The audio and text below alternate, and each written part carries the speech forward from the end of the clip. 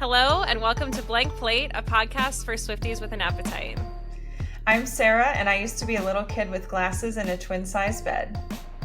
I'm Laura, and I'm a mess, but I'm the mess that you wanted.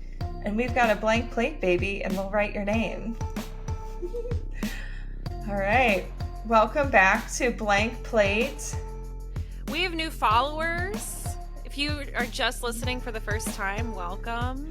Yeah, thanks for all of the YouTube views we got on the last one. Yeah. Also, thanks for all the nice comments. All for the social media follows. Yeah. We didn't go viral, but like we've had some bigger numbers, so that's kind of cool. Yeah, because everyone wants to talk about this album, just like we do. Of course. There's so much to unpack.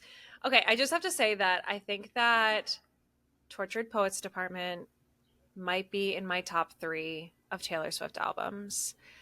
I think it might have knocked off Reputation. Well, this does not surprise me because you are a Folklore Evermore girly. And you're a Midnight's girly. I know. And this album is for the Midnights and the Evermore girlies. So yeah, I just feel like it makes sense. I want to retract my previous statement in saying that there's a couple skips. Mm-hmm. I think that there's one skip and it's Robin. And other than that, it is a perfect album. I've been struggling with this. Honestly, Robin is a beautiful song. It's just... I'm just confused. Yeah, and it's a little... like it never quite picks up enough. You know, it feels like the epiphany of this album. Fair point. And I've seen theories, and we can touch on this later, but I've heard theories that like Robin might be about like cats. And Way to Go Tiger, Higher and Higher, sure, but like the other lyrics don't really read that to me. Anyway, we can talk about that later. Does Taylor call her... Is it Meredith where there's that one video where she keeps like calling her things? Does she call her a dinosaur? I'm sure. Yeah. I mean, there's videos of her calling them a bunch of random names. So, I mean. Yeah. I think, I don't know. It's like definitely a song about youth and innocence. It's beautiful. I don't need it. I mean, 20 out of 20, or yeah, what? Like, I would give this 2 10s for both albums. So minus 0.5 for Robin. Anyway, this is like still one of my favorite albums. So I feel like it's just like a slow burner. Like I crave it. Like I'll be like, let me listen to Fresh Out the Slammer again. Like. Yeah, well, because you said that was a skip, and you said the Bolter was a skip, which I was shocked when you said both of them, honestly. Absolutely not. I stand corrected. There's... No. They're perfect. Yeah, the Bolter is great. Yeah, and actually there are a lot of actual music reviewers coming out and saying, like, you know what? Upon first listen, I was like, but the more time I spend with this album... Is it actually really good? Yeah. I mean, yeah.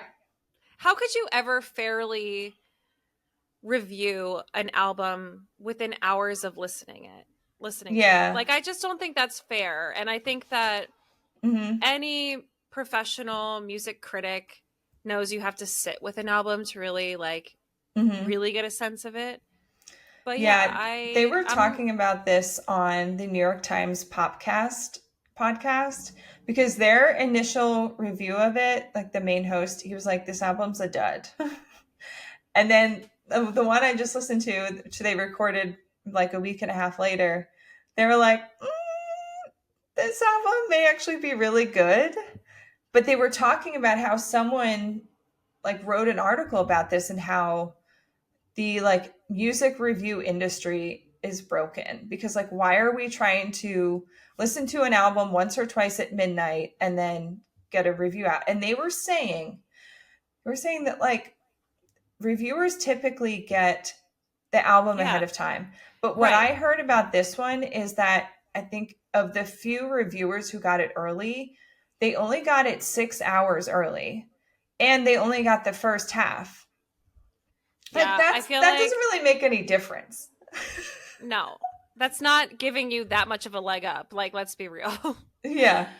It took me No. probably a week to really be able to unpack all of my feelings about all. And I was listening to it endlessly. So, Yeah. yeah, I just feel like the credibility of music critics, like I understand that they have to push out articles. I understand that in today's Mm-hmm. world in the media, but like we can calm down a little bit so that we can actually give a centered and balanced review. Mm-hmm. I mean, I don't know. The credibility is Yeah. kind of lost if it's just rushed. So, And I think a lot of people are saying like there aren't any hooks on this album, but like there are so many songs on this album that I'll just randomly start singing a part of it in my head. And you yeah, don't realize it's happening to you. right. But yeah, almost all of these songs have something that gets stuck in my head. And yeah, I like I said, I still don't know where this album's gonna fall for me. I've struggled with it a little bit, just with like how intense it is. I actually had to take a break one day.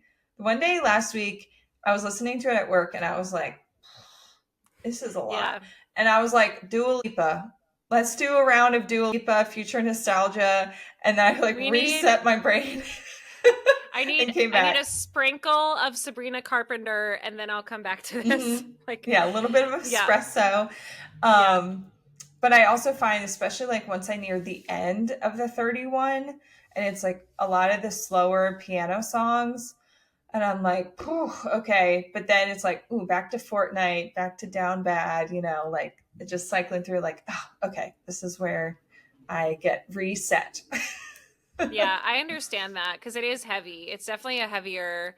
I mean, it's about like being depressed and heartbroken and suicide Mhm. and like all of these very Yeah. dark things. It's not giving Bejeweled. It's not giving like it's not No, Karma. Like no. And like, it's thank God for So High School being there on the back half to just like uh lighten the mood a little bit. Oh, I it's love so it. good. We've also Oh, basically gotten confirmation that this era is being added to the set list for the tour. and you know what's crazy? There were Swiftie sleuths out there who saw the white microphone in the Hmm. lineup when the Eras tour began. Like, Oh. God bless these people. They were like, we always wondered where the white microphone would come in. The white microphone never showed up. Mm. Wasn't in Lover, wasn't in anything else. And yeah, it's definitely happening. I mean, I'm so Hmm. excited to see what she does with it. By the time this Yeah. episode is out, like we'll know, but Yeah. so Yeah. cool. Cause yeah, a week from recording, she picks back up. Yeah. Oh my gosh. I'm so excited. I also heard that there are rumors that she's also changing a few other set lists, like swapping out songs. Okay. I heard that she might be swapping out um, some 1989 tracks. I heard that she might be Hmm. swapping out, eliminating obviously some from the other sets, but I heard that she might be swapping out some 1989 songs, which is interesting. So Okay. oh, and Speak Now. I heard that she might doing vault songs as opposed Oh, to yeah. So that'll be cool. interesting. Yeah. Well, we shall see. We shall see. You came up with a brilliant idea. Before we our whole episode today is on a deep dive of you know, the Fortnite music Fortnite. video. Yeah. Hmm. But before we get into that, you came up with this brilliant idea to come up with our perfect 16 track album.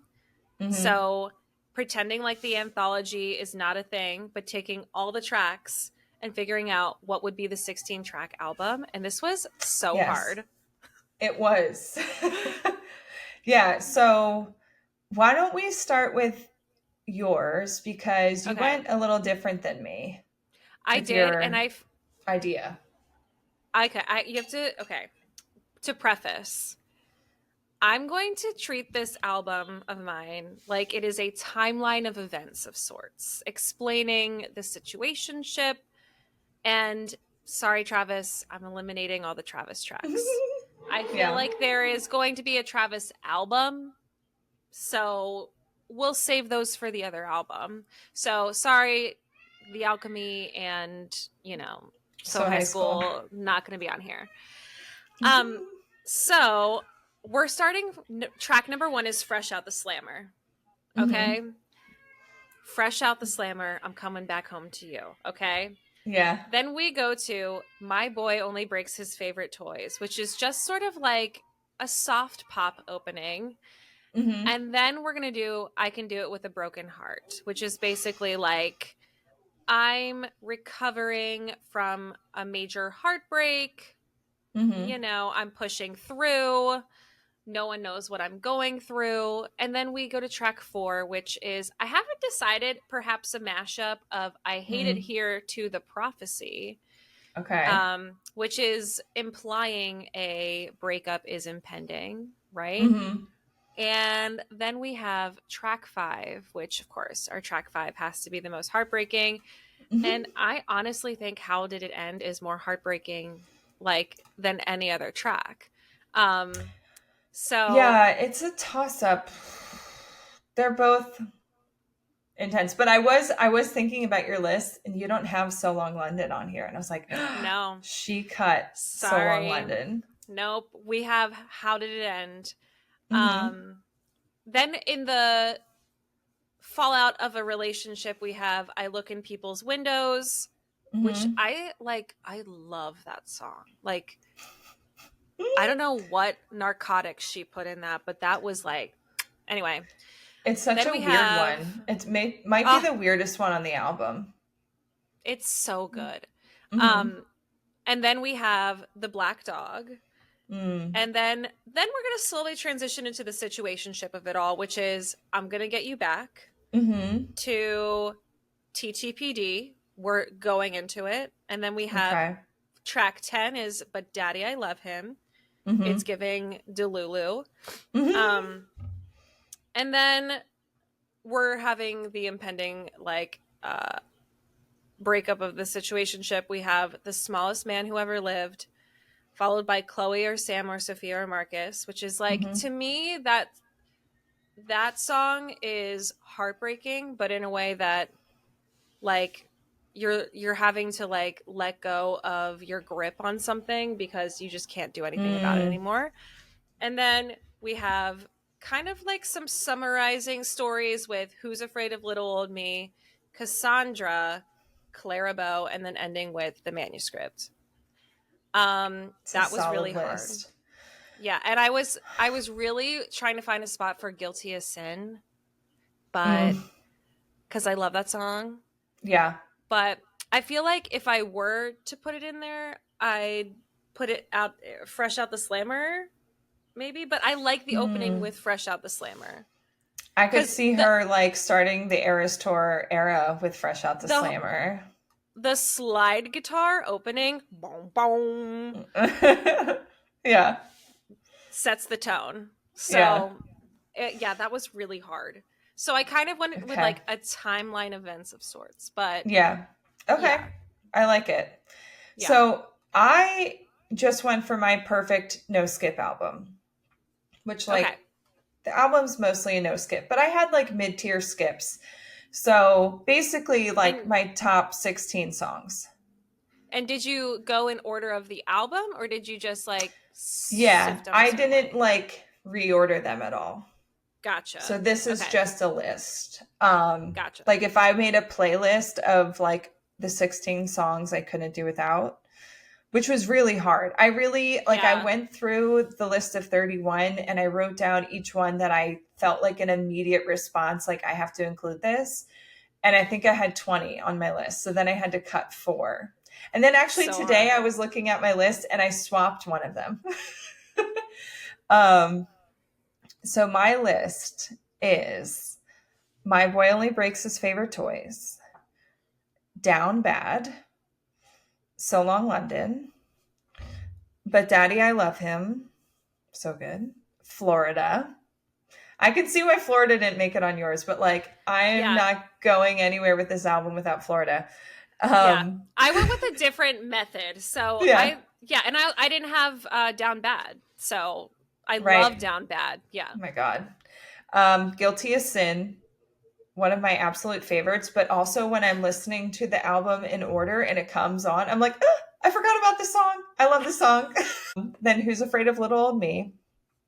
LOML, which has been kind of one of my sleeper songs. And I truly think this is one of the most beautiful sounding songs she's ever written. Like, it's one of the prettiest songs she's ever done. And then I Could Do It With a Broken Heart, because I love a depression bop. The Smallest Man Who Ever Lived, which has also grown on me. Clara Bow, The Black Dog, How Did It End? So High School, and then The Bolter, which I originally had The Prophecy in this spot. And today I swapped it out for The Bolter. And then ending with The Manuscript, which I almost cut.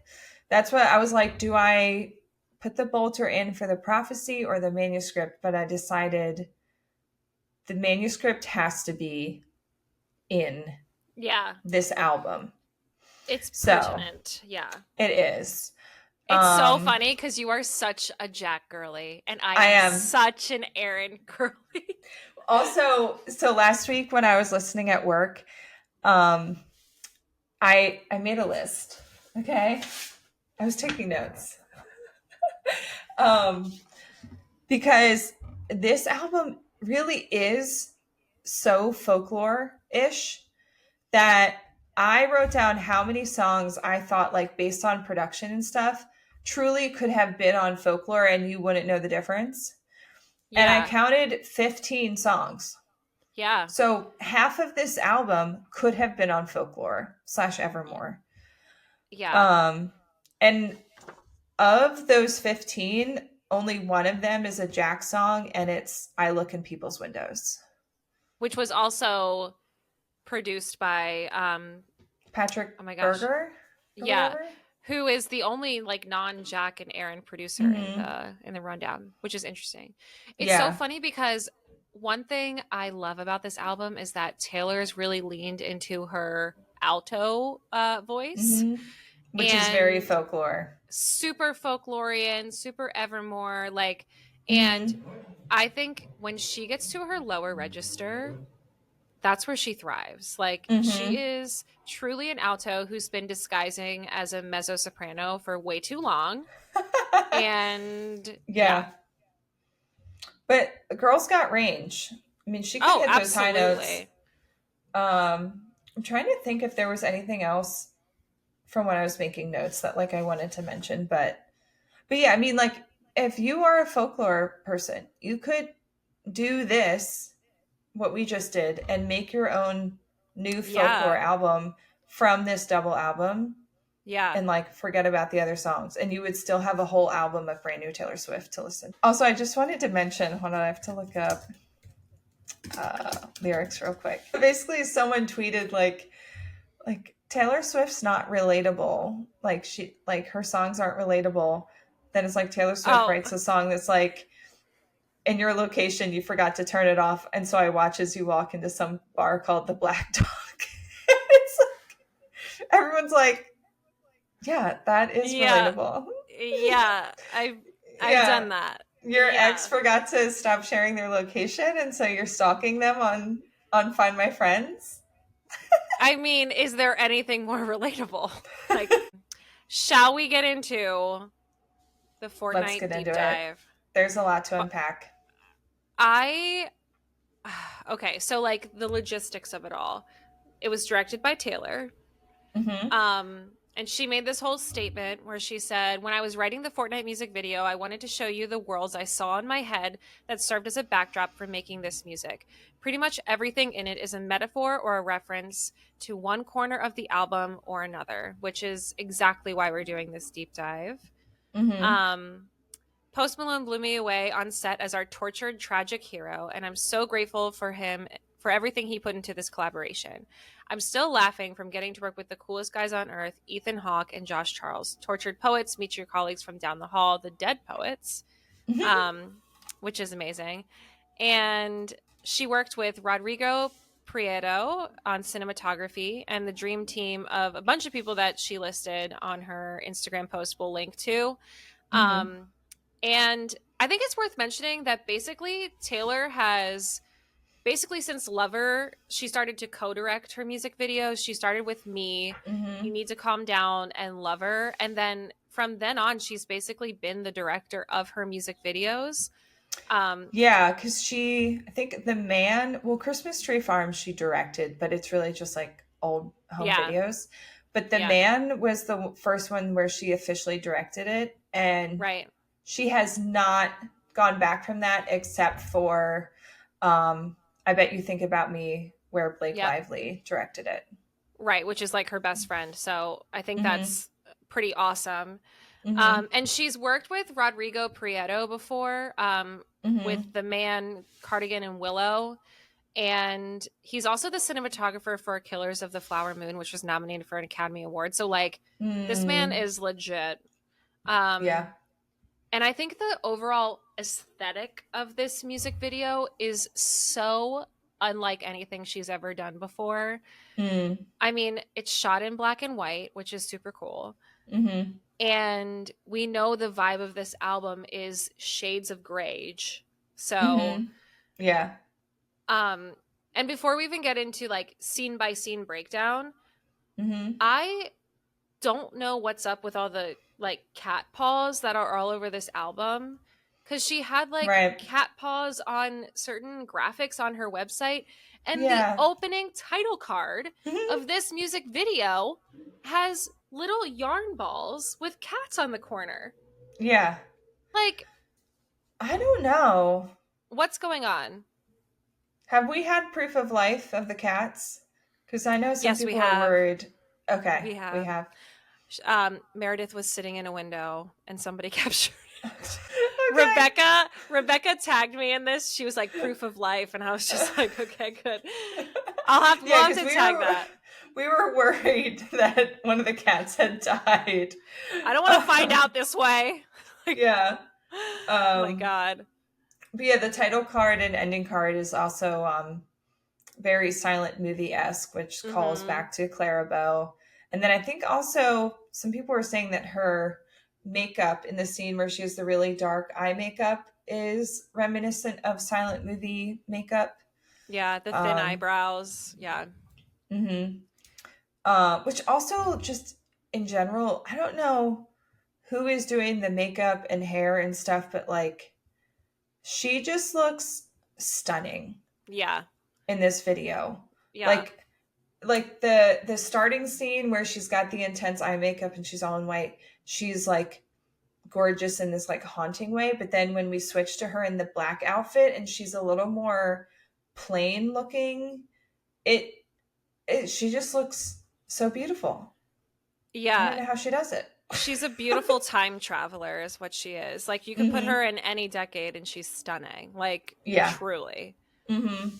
So we are going to go scene by scene and break it down and also call out those little clues that Mm-hmm. go to other songs in the album. But I have to say the choice to film this in black and white is so the 1975 coded, because Mm-hmm. they've used black and white for their music videos, including All I Need to Hear and I'm in Love with You. And there's so many Maddie details as well. So Mm-hmm. we'll get into it. Oh, speaking of Maddie, did you see the clip of someone asking him if he heard his Yes. diss track? And his response was like, I haven't listened to the whole album, but I'm sure it's great. He was like, I'm sure it's good. Like, I love that response. Like, I very think classy, he man. yeah, I think he's sort of unbothered. I think he's in another relationship and just sort of like, Mm-hmm. I mean, he had to know this was coming, right? Like, Right. And he probably loves the attention and yeah. knowing that, like, he got so many Taylor Swift songs written about him. Yeah. Yeah. Like, the man's probably still a fan, I you think know? I obviously think she was never going to get back with this man, but I think that he probably is like, I respect it. It's what artists do. He's an Right. artist. Like, he gets Right. it. Like, anyway. Yeah. So the first scene of this music video, we're going to call the Asylum. It's stark white. The bed is on the ceiling. And she's chained to the bed, which is crazy. Mm-hmm. And Yes. everything is skewed. Like, everything's off kilter. Yeah. Yeah, like the bed's Yeah. kind of in the corner / up on the wall or whatever. Yeah.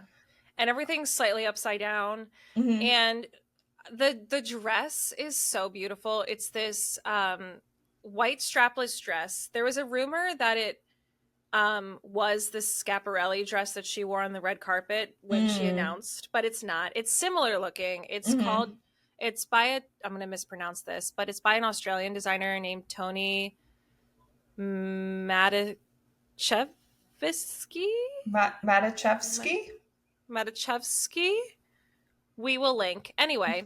Um, and it's it's kind of like the Schiaparelli dress that she wore, but it has like this white sort of like sleeve, billowy sleeve on her like sort of upper part of her, you know, her arm. Mm-hmm. And yeah, like you said, the Clara bow brows with the sort of Mm-hmm. like finger waves, and that's a Yeah. shout out because Clara bow was sent to the psych ward. So But also, like the bed that she's on doesn't have like a mattress or sheets or anything. It's just the bed frame.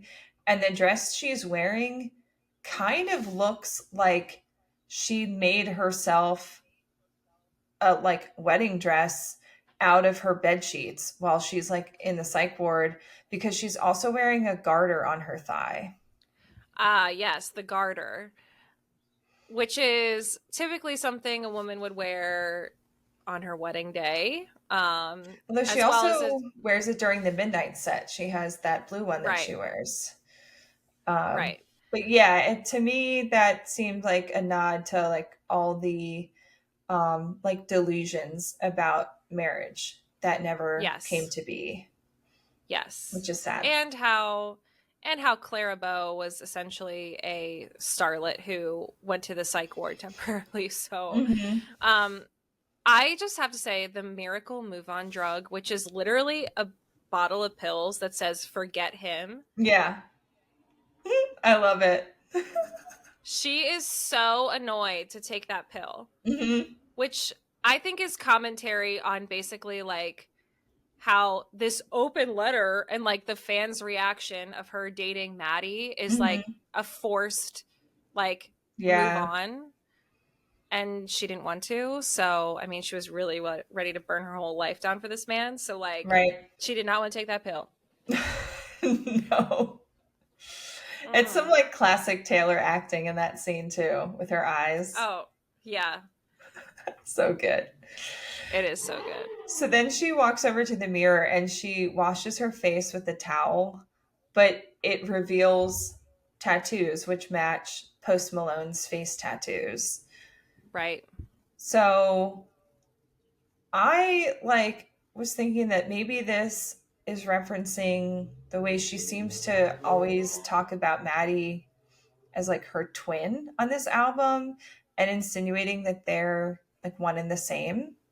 Mm-hmm. Um, but you had a different theory a little I bit. mean, similar, like the fact that she is also a tortured poet and that he's been like under her skin this whole time, like Mm, a reveal of like how deeply this person has impacted you that you like literally have to disguise who you are or disguise, you know, how mm-hmm, you are world facing because no one really knows how tortured you are from this person in this relationship. So anyway, that's how I took it. But mm-hmm.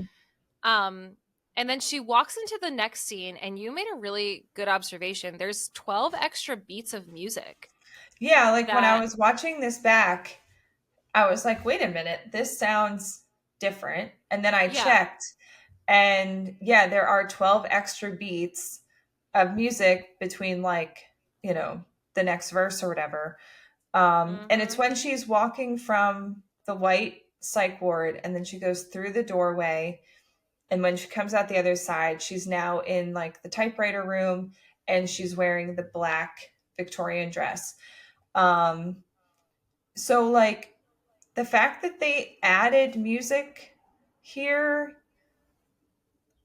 like, clearly she really wanted this visual of her walking into the psych ward or Yeah. from the psych ward into the writer's room. Um, like at that moment. So Yeah. yeah, I guess it's just like an artistic choice for the pacing of the video.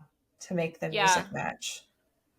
It, to me, like, let's just think about that. Like, an artist going from a psych ward into the process of writing, like, oftentimes is this like a reflection of how her internal struggles and mental Mm-hmm. health concerns, her way of coping in the real world with those things is through writing and through her words. I mean, that's Yeah. kind of a commentary on that. Yeah, it's a good um point.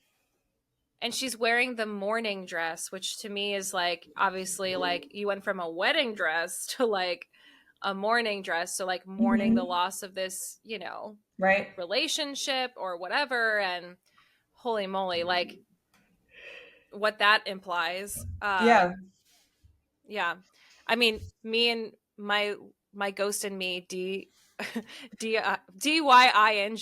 like, it's Yeah. giving that. Mm-hmm. Um, so anyway, the writer's room is rows of desks with typewriters, which of course is a shout out to Tortured Poets Department, which we'll talk about in a second. Mm-hmm. Post Malone and her are facing each other, desk to Mm-hmm. desk, and they're typing on their typewriters, "I love you, it's ruining my life," over and over and over again. There's fans overhead, there's like a ton of Mm-hmm. files behind them, and they have these really creepy faceless characters in black. Like, their whole body is in black, Yeah. like faceless, and they're wearing like top hats and like Victorian looking costumes, costuming for the Eras tour, question mark, like, Yeah.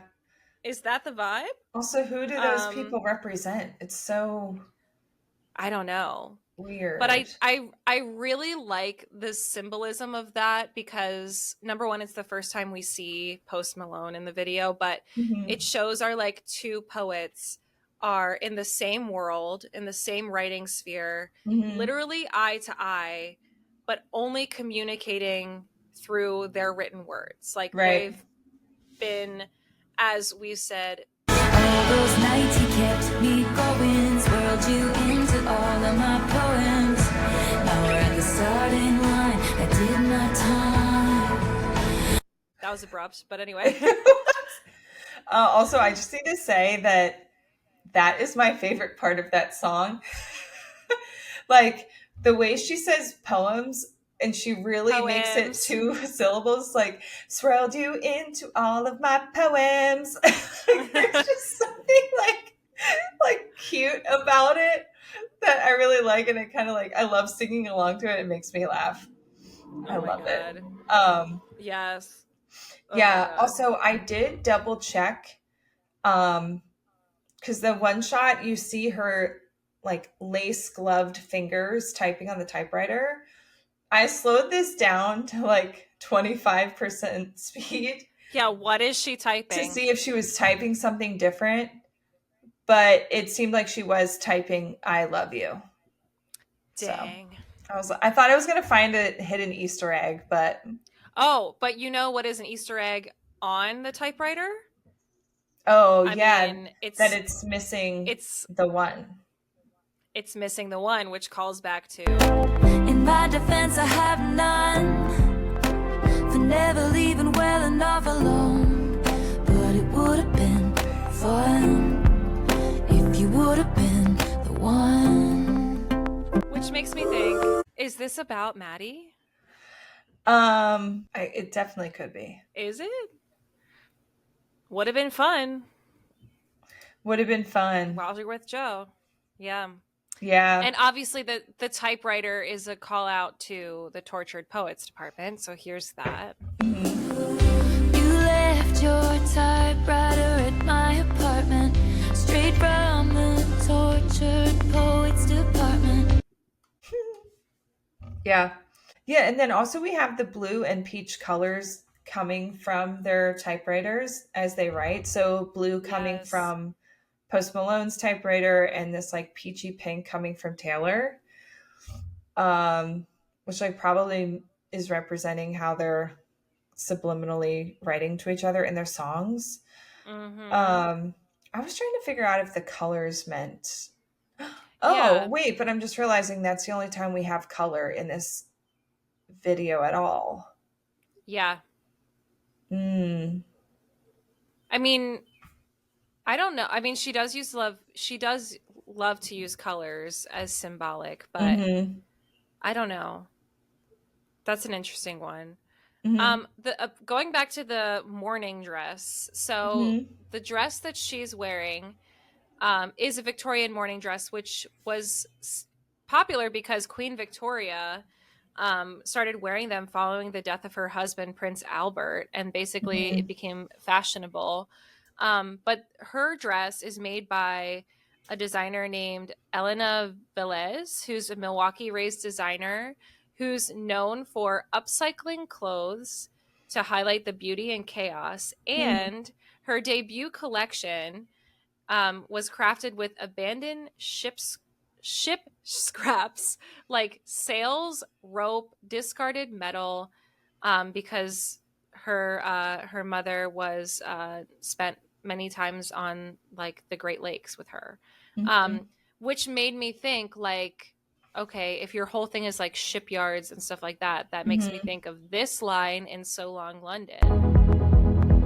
And you say I abandoned the ship, but I was going down with it. One of the Hello? best parts of that song too. Yeah. Yeah, it's weird how she has all these little, Yeah. connections. It's very Taylor. I also love that she's wearing like a bunch of obscure designers so far. Like, Mm-hmm. not obscure, but like up and coming designers. So, I think Yeah, that's pretty cool. definitely. Yeah. So then, so the colors are coming out of their typewriters, and then when they meet, they explode, and it flashes to the next scene, Yeah. which is where they're laying on the ground facing each other. She's reading to him as pages fall from the sky, but they're laying in the silhouette of her face. Which looks exactly like the Style music video. That's right. And that's got my mind like, Oh, and the book she's reading too. It's not just any obscure book. Mm-hmm. It simply has in like Sharpie pen us. Right. Like the story of us, which is a Like Speak Now this. track. Like this song. Now I'm standing alone in a crowded room and the night is speaking. And I'm dying to know, is it killing you like it's killing me? Yeah. I don't know what to say since the twist of fate when it all broke down. And the story of us looks a lot like a tragedy now. Total bop. Yeah. Yeah, I mean that song's not about Maddie, but No. it's still referencing her other work, which also I noticed when we read her quote about this video. It says pretty much everything in it is a metaphor or a reference to one corner of the album or another. So a reference to another referring to other albums. Right. Not another corner of the album. Reference to one corner of the album or another right. album. Yeah. Which I mean her songs just do in general, but yeah, so that makes sense for the Style callback. Mm-hmm. And the story of us, the book was also seen in the pop-up that was in LA, so we kind of knew that was going to be somewhere in this situation. Which makes me think, like, what are the other albums that are being referenced in this music video? Like, what's the Red reference? Anyway. I don't know. But yeah, in this scene, we see Post Malone and her dressed nearly identical, wearing oversized black coats, black trousers, and these black Gucci loafers. And, like, this is definitely a call out to Maddie's style because they wear this exact outfit in the 2022 music video part of the band. Like, literally the exact same thing. It's even, like, in the same location. Like, oh, wow. It's a super... And, like, they're supposed to be twins, as you said. Like, so, of course, they match. Like, yeah. And he's tatless. Isn't he tatless in this scene? I think so. Yeah, I think in this whole sequence he doesn't have his tattoos. Yeah. And And then like the pages start falling from the sky, and then they Mhm. embrace, and they have this like tender moment, but then like there's all of a sudden this worried expression that sort of comes on their faces as this cyclone of pages starts to like Like starts to swirl like around them. swirl around. So like that reminds me of this line.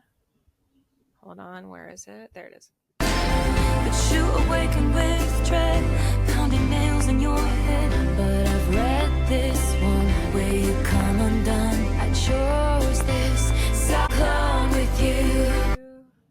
Yeah.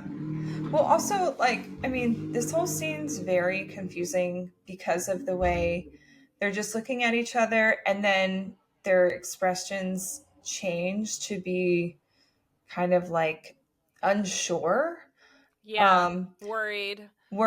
But also in general, this whole scene with them like laying on the ground and then embracing a little bit, it feels a bit more like friends than lovers to me.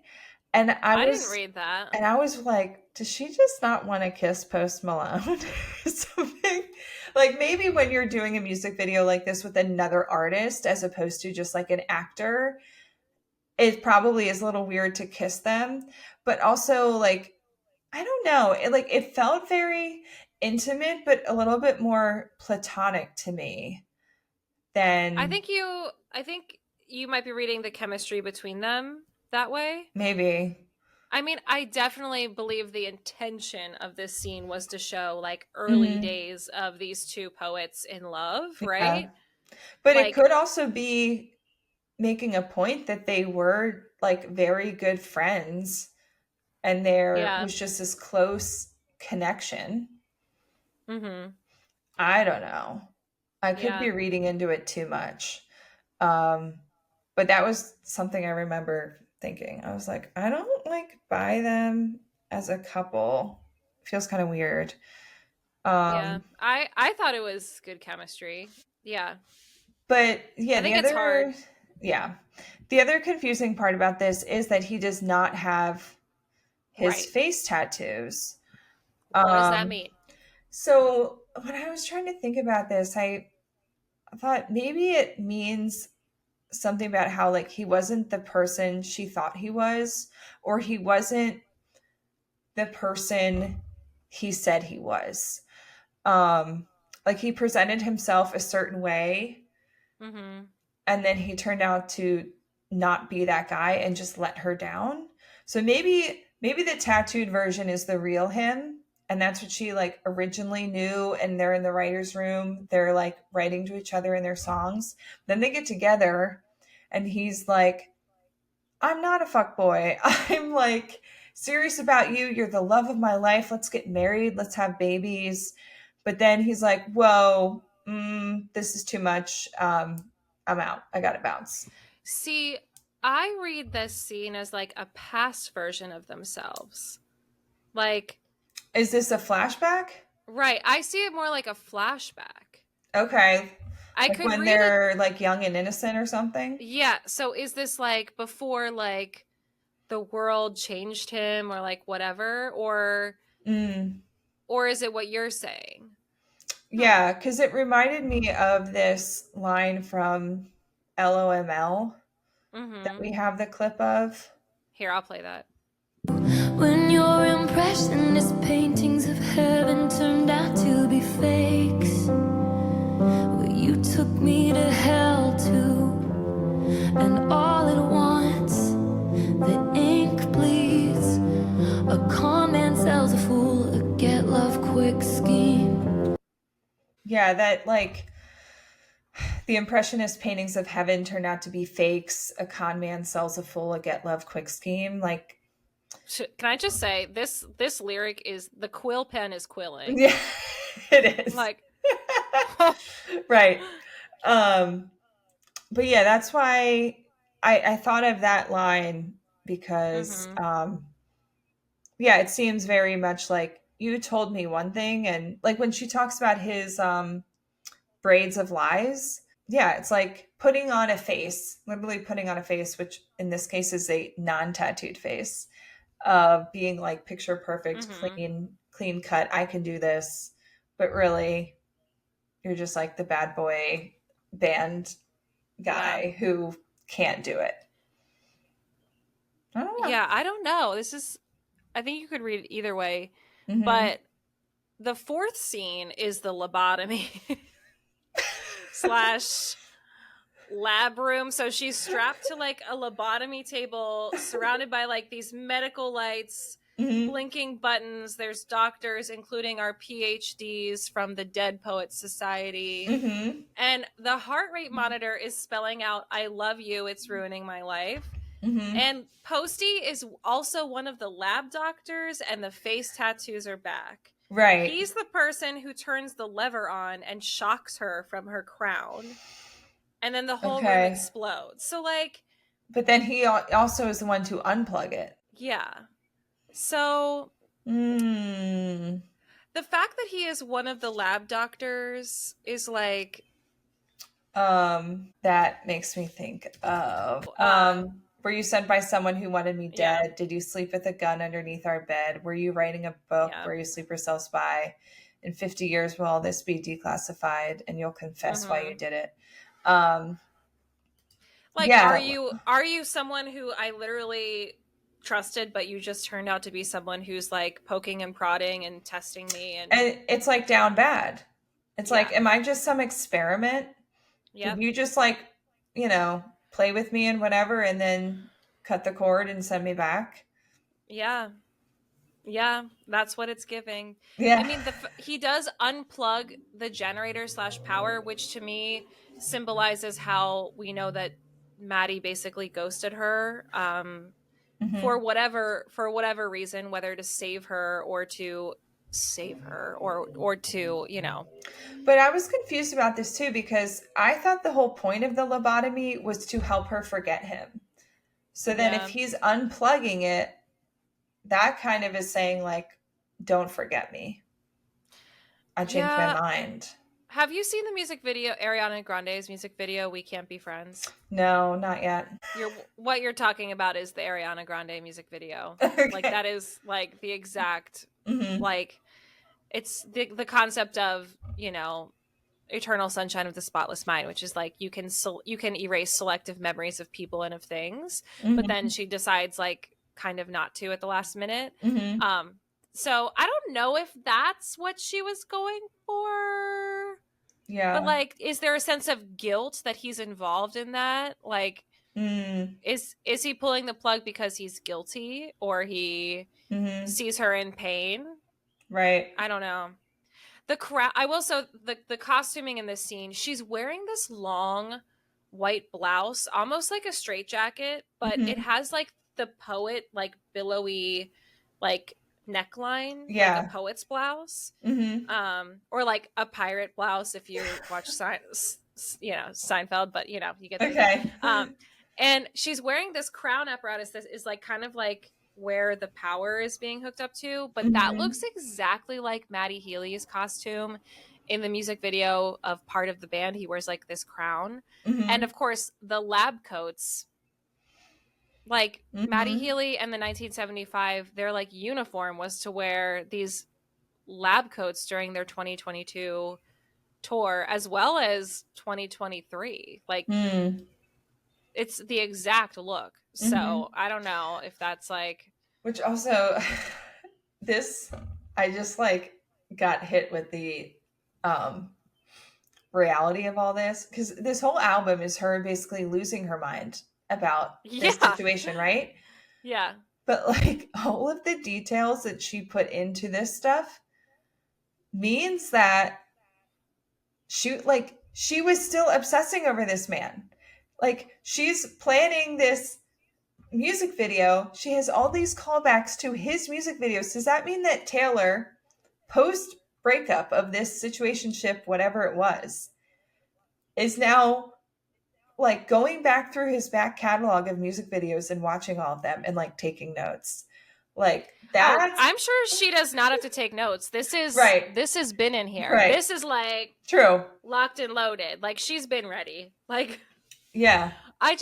That's why I truly feel like this is Scorpio rising behavior. Okay, like This is not giving Capricorn rising. This is giving Scorpio. Like, this Yes. is giving, like, revenge. This is like, yeah.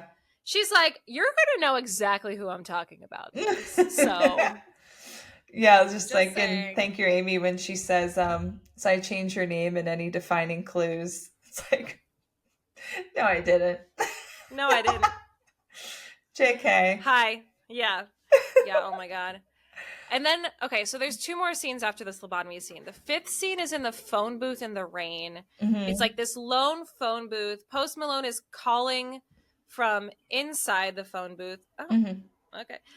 And she is outside on top getting soaked in the rain.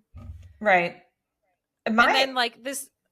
My comment on this is, what the hell does this mean? This scene I really don't get. I don't know what the heck she's doing with this. Okay, so there's a theory that we're going to talk about at the end, but I think this is the only thing that makes me think that this theory is believable. Okay. Because we'll talk about it, but, like, essentially this is, like, not Maddie. This is, like, someone else calling to Taylor, but she's sitting outside in the rain, just, like, absolutely, like, in it, depressed, going through it. And then another interesting thing is she does this in almost all the scenes. It starts with, like, a really cropped in shot, and then it, like, slowly expands out. And this scene expands to a jungle / forest. Like, I'm like, where are we? Are we in... That's probably important, and we don't know why yet. Like, are we in the forest that's been in the Karma music video? Are we in, like... Oh, yeah. Like, I need to, like, go revisit the Karma music video. I need to go revisit the Bejeweled music video. Where are we? Like... Where are we? Girl, where are we? Yeah. Yeah, this scene is a little confusing, but again, we'll touch on this concept in a little bit. But yeah. So then she's wearing this silver chainmail dress, which also doesn't fit the vibe. I'm like, what is going on here? It's from Celine's spring / summer 2024 collection. So it features a plunging neckline embellished with beaded crystals, and it's reminiscent of flapper dresses that defined the Roaring 20s. But it's given, like, let's go dancing in the club. Like, if it is based off of, it's hard to tell with the angle that she's being shot at. If it is like a 1920s flapper dress, that would call back to the one as well. Right. Roaring 20s, tossing pennies in the pool. Right. Anyway. Yeah, I don't know. But yeah, so he's calling her. She's on top of it getting soaked. Yeah. Oh, yeah. Okay, then. All right. So then we go to flashbacks to other scenes. We've got Taylor in the writer's room throwing open all the files, and the files start to burn around her. Which, by the way, I also checked, like, that writer's room. The cabinets behind them are kind of strange. Like, they're not your typical filing cabinet. And I checked to see if that's what a morgue looks like a mortuary. But I don't think it does resemble that, at least from the photos I saw. I was wondering if they were vaults, but they're not. So what are they? They're just filing cabinets, I think. Yeah. I don't know. Yeah, but then anyway. we've also got her, like, singing on top of the phone booth again, and also her back in the asylum, and she throws the pill cart at what I think is a double-sided mirror. Yeah. To break it. Yeah. And then at the end, the final shot, yeah. Back at the phone booth, Post Malone comes out and reaches up to her, and they grab each other's hands. Yeah. So there's a theory. It's real. Yeah, there's a theory that Post Malone is not playing one man, but 3 different men. In the writer's room, he's Joe, where they're writing. I mean, Taylor and Joe wrote together all the time. Right. We assume. And then the memories / flashback / silhouette and lab room is Maddie.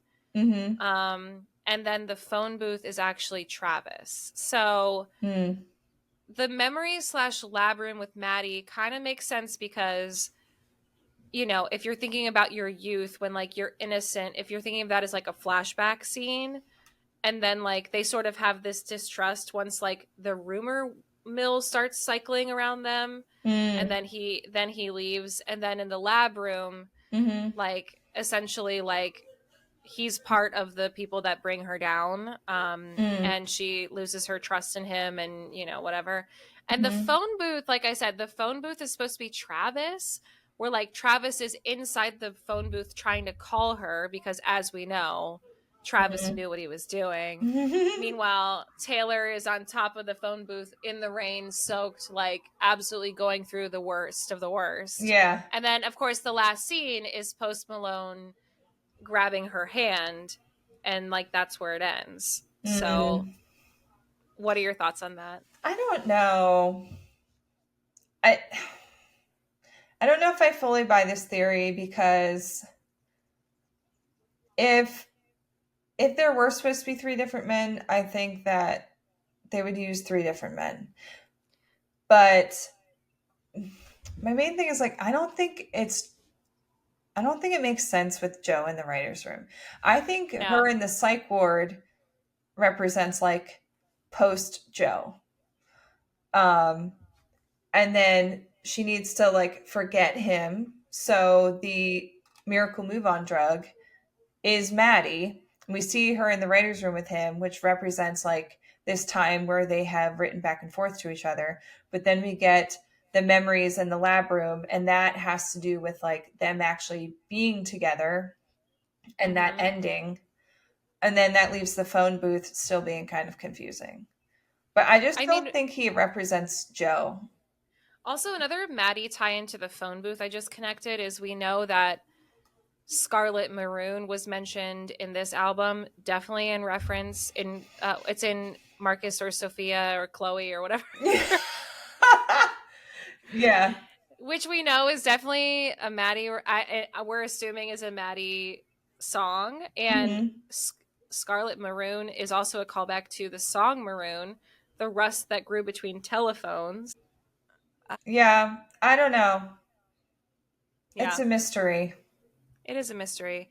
I mean, there's a ton of references to other songs. There's the Tortured Poets typewriters. There's a black dog. We forgot to mention that. There's a black dog in the lab room. Which people are saying this calls back to the music video for Part of the Band by the 1975. But also, it's a black dog. Right. The black dog. The Cyclone of Papers. I mean, there's probably, Clara Bow with like the styling. There's probably a million others that we're just not picking up on. Like, so yeah, I mean, gosh, this is like a really in-depth music video. It is. I feel like we need to, like I said, I think we need to go back and watch the Karma music video and Bejeweled just to see like, where are we? Right. Where are we? Where are we? Also, when we watched this the first time, which was at the end of our marathon listening session, and we were so tired, like so tired. We just watched it and we were like, huh, okay. We were like, I can't. Our brains were no longer processing information. No. There was nothing else to be processed. No. All of our brain cells have been like expired at that point. Yeah, it was bad. I would say I do like this music video. I think it does fit the vibe of the song, but I think I was a little disappointed initially because the teaser for this music video had music from Florida, and it seemed like this video was going to be insane with like her throwing stuff and like just going nuts. But Fortnight's actually like a very chill song, so it kind of makes sense that it's not. But now I'm also wondering, like, are we getting a Florida music video? Yeah, what do you think the second single is going to be? Well, people think it's going to be Down Bad. I could see that. I could see... Yeah. Which that would be a fun video, too, if she does the whole alien abduction thing. I Can Do It With a Broken Heart. Yeah. Yeah, I don't know. I have no idea. My boy only breaks his favorite toys. I'm pulling up the album so I can look at it, but Daddy, I Love Him. There's so many options. She did 3 music videos for Midnight. She did Lavender Haze. She did Bejeweled. She did Karma. Right? Mm-hmm. Right. So, yeah. Who knows? Who knows? Who knows? If this music video were a food or a drink, what would it be? So I said cookies and cream ice cream. Color scheme? Yeah, this is truly this is solely based on color scheme, the black and white. And also because I feel like this music video is very cold. Yeah. It is. That I said mine, I just think this is like gin straight. It's just gin. Mm-hmm. It's just that's also a very 1920s era. It's British, liquor, right? Mm-hmm. Yeah. So, and I just think that it's giving us aesthetics, mm-hmm. but it's also giving us kind of weird vibes. And if someone ordered gin straight, I would think that they're weird. Yeah. A gin and tonic, got it. Right. But gin straight, you're trying to get effed up. Right. You're trying to end up in that psych ward. Right. It's giving weird. It's giving you're unhinged. Mm-hmm. That's fair. I wonder if all of the music videos for this era is going to be in black and white. I feel like it would kind of have to, right? I don't know. I want to see some beige. I want a sepia toned. Yeah, a sepia toned filmy look. That would be cool. Mm-hmm. I'm so excited to see what happens on the Eras tour, though. Oh my gosh! Because I feel like when we see the aesthetics of that, mm-hmm.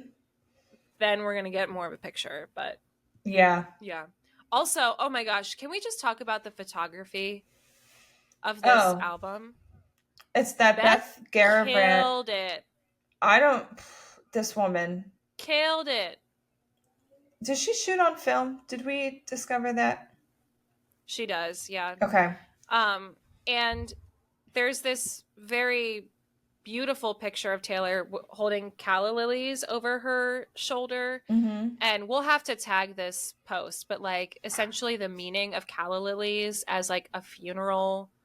Yeah. A very popular funeral flower. The 6-year anniversary flower. Her brain. And aren't they kind of dead in the photo? I have to look at the picture again, but I know that it's slung over her shoulder and she's mm-hmm.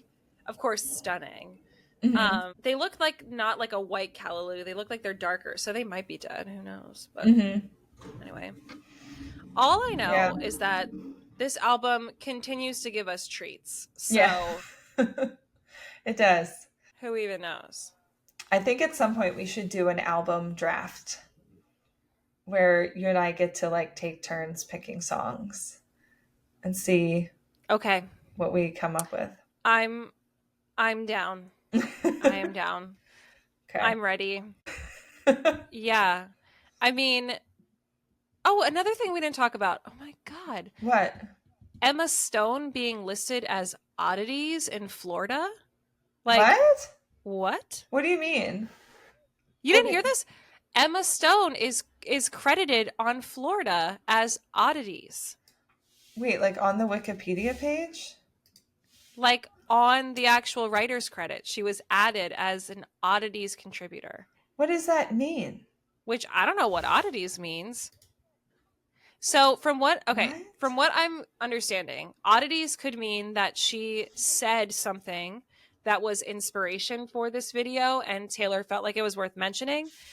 Essentially, if you are in the writer's room or if you are in the studio, technically you could be listed as a contributor to a song. So perhaps mm-hmm. Emma was in the studio. Perhaps she said, Florida's one hell of a drug. And then that became the song.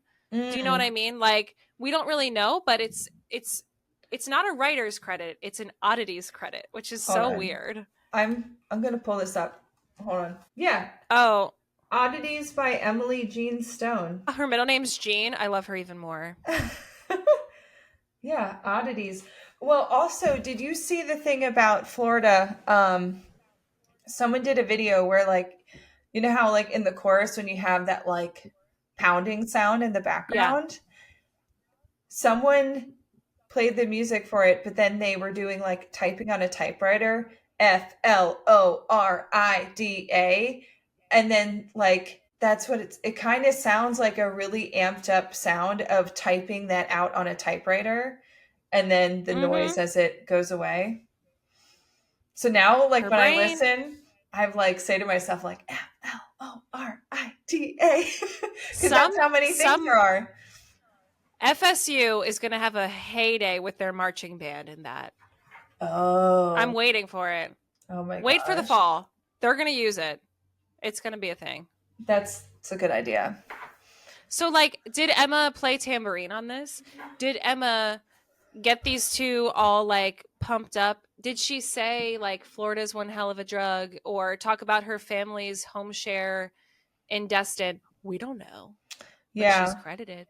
Maybe she was just, like, making sounds with weird, odd things for them to record. You know, Jack with he'll record anything.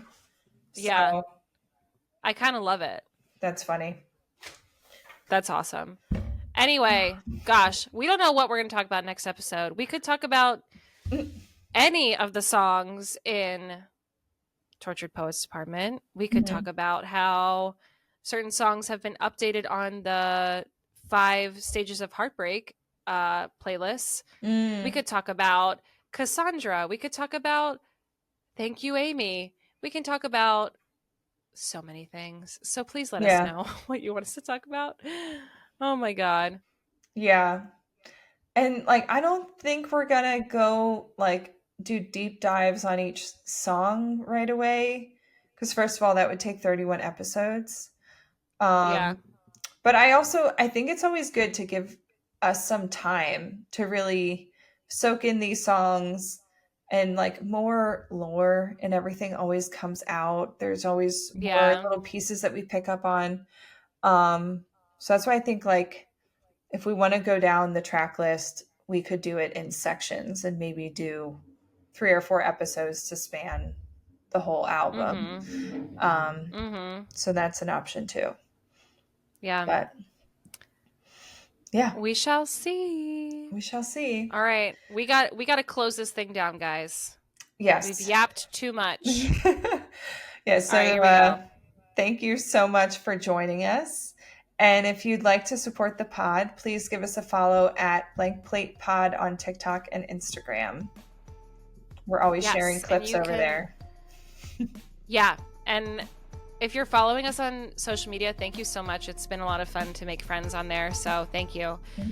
You can check out our website at blankplatepodcast.com and send us an email at blankplatepod@gmail.com, or leave us a voicemail at 717-382-8313. And until then, we had the time of our lives with you. And you know, it's time to go. So, bye. Bye. Peace. Oh my gosh. Peace.